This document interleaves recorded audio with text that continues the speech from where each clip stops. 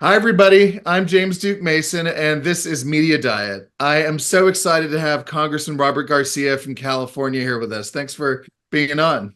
Yeah, happy to be here. As I mentioned before we started recording, I can imagine there's a lot going on right now, especially with all the squabbling on the Republican side with the funding for Israel and Ukraine and Taiwan. What's your view on the whole media circus surrounding the Republican caucus? Well, I mean, I've been in Congress for a little over a year now, and one thing that I've learned is that Republicans like, really are just completely in disarray and have no real organization, no real leadership. It's anything that we try to do, uh, Democrats on behalf of like actual working people or middle class people is just completely just put aside for this entire just joke of a caucus that the Republican Party really is. It's really sad to see. I mean, the leaders of their group are folks like Marjorie Taylor Greene and Lauren Boebert and Matt Gaetz, who of course are just conspiracy theorists who have no real agenda to actually help people. And so they have a very hard time governing. I think it's one thing that we've learned. They don't know how to pass real legislation, whether it's ensuring that we have support for allies like Ukraine, or whether it's just getting working people fair wages and healthcare and lowering the price of insulin. Like they are inept at doing anything positive. So I think the American public, I think, can see how much they can't govern, and I hope that we win the majority back in November. Absolutely. No, it's yeah, I mean, I know you've been especially good at and vocal about calling out some of the bad behavior on the other side and the lack of governing on this issue of Ukraine funding, but also generally. Overall, what is your daily media diet? Like, how do you try to consume or keep up with all the information that's out there? I think for me, it's really trying in the morning. I'm a very good consumer of information, I think. So I wake up, I'm immediately reading and getting information, consuming media, trying to grab information from all sorts of places. And I'm an avid reader all day of what's happening across the world. And so not only am I reading like my back home papers like the LA Times or the Press Telegram, but I'm also actively reading the New York Times, the Wall Street Journal. I'm looking sometimes even at some conservative leaning sites just to see what the craziness is over there. But I get a lot of information from places like Politico and obviously I think there's a lot of folks that are producing like content now on YouTube and other places and podcasts, which I think are really interesting places to get information. I just think it's important that we recognize what is commentary or opinion versus what's actually like hard news. And I think that's sometimes hard for the public, but I think it's really important. Of course, I also watch like a ton of MSNBC and CNN as well. No, I was going to ask, like, in terms of cable networks, like which your favorites are. I mean, I imagine.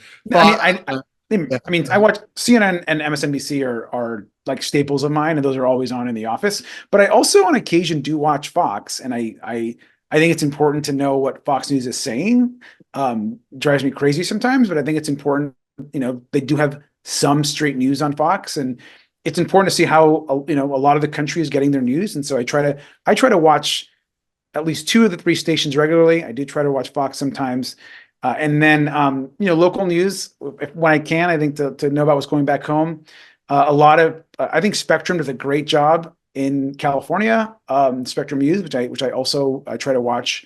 A bunch of different media sources.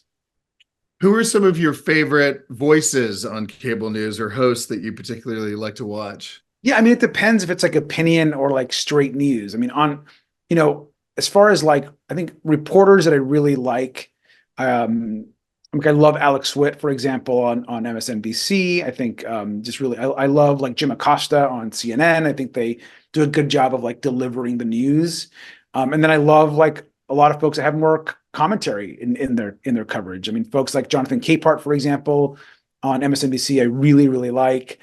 Joy Reid, I think, has really great commentary on MSNBC. So I think there's a mix of folks that have both like the hard and straight news, the hard news, I'm sorry, and like the more commentary type news. So those are folks on TV that that I like. But and then there's a lot of other voices that are online or in other spaces that I think are really interesting.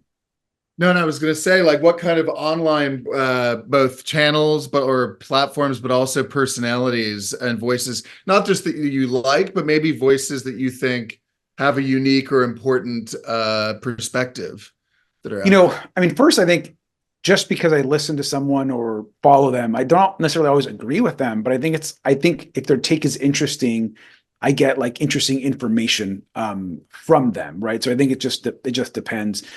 For example, like I mean, I get a lot of information still from X and Threads and social media. Like I think everyone here in DC follows folks like Jake Sherman, for example, from Punchbowl News, or some of the political reporters that are here. There's really great political folks.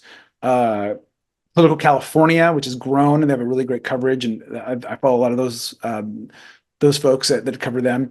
As far as like within like the other channels, like honestly, like you probably know like Hassan Piker, which I don't agree with everything he says, but I think he's a really interesting voice, and I find what he says really interesting, and agree, of course, with some of it. So he's obviously a huge voice online. There's like Molly Jong Fast, who has a podcast and is on MSNBC often as a contributor.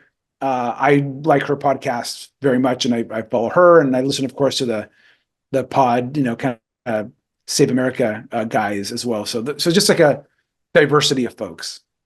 What do you think about the state of political media today? I mean, obviously, Fox News has played a corrosive role in many ways, at least from the liberal perspective. But just in general, like, what do you think about the state of media and print media as well? Because obviously things are changing, evolving from print into online. I mean, that's been going on for a long time, but things seem to be in flux in a lot of ways.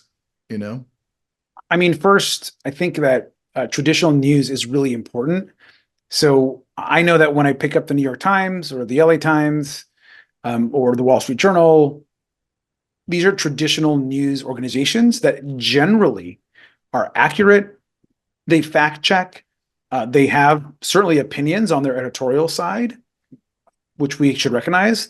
But you can trust that the information is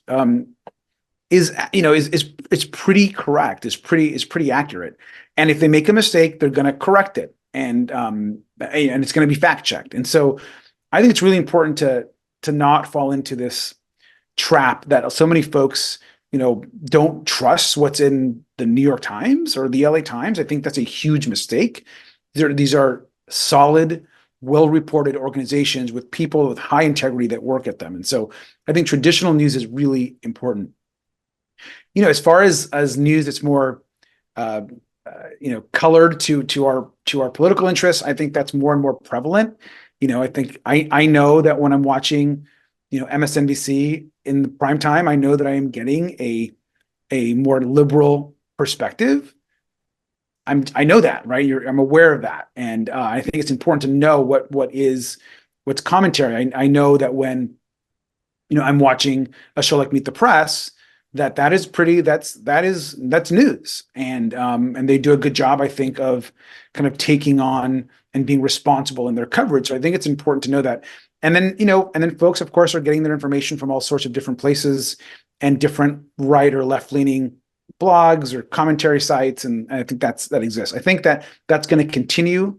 I think news that people consume because they agrees with them. I think we're going to continue to see that grow, and I hope that local media especially finds its footing, and that a lot of our smaller newspapers or daily newspapers across the country that get gobbled up by these huge conglomerate investment capital firms. I think it's really a shame, and I hope that they survive.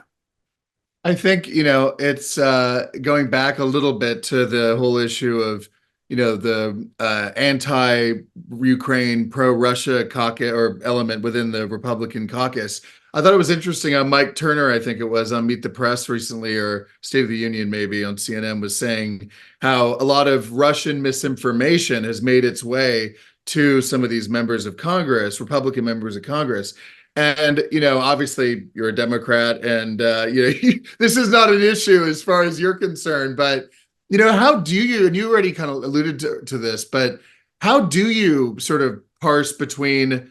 And obviously, I don't know whether Marjorie Taylor Greene, these members of Congress, are getting their information directly from Russian sources, or if they're just reading it on Twitter. But how do you, as a member of Congress, parse between information that's maybe skewed or intended to shift your people's point of view with fake news versus what is the legitimate reality of the information, or the real situation that's out there?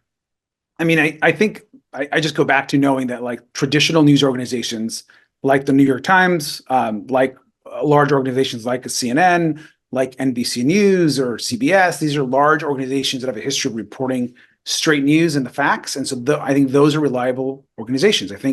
I know that if I see something on Facebook or on Twitter, X, I'm very skeptical of what I consume on those platforms. And unless it's directly from a news organization that I find credible, I have a lot of skepticism in what they say and how they're presenting the information.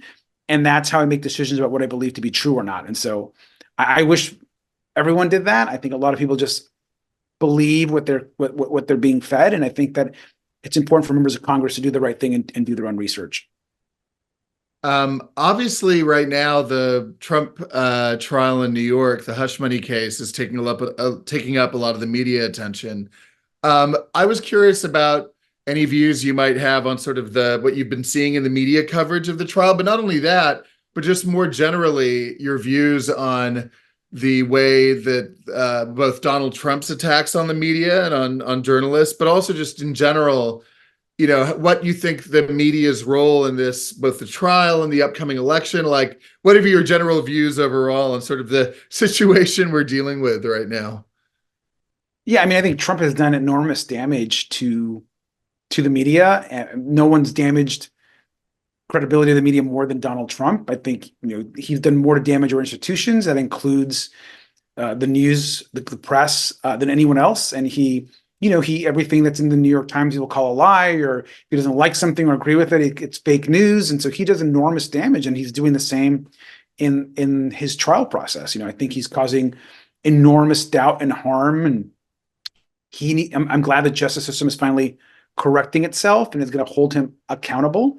But he's very concerning. I think he's done more damage to the free press and to truth and what's actually factually correct than any other person in like the modern era in American history. And so I think he's a very, very dangerous person, and we have to be very aware that it's his job to cause more misinformation as much as possible.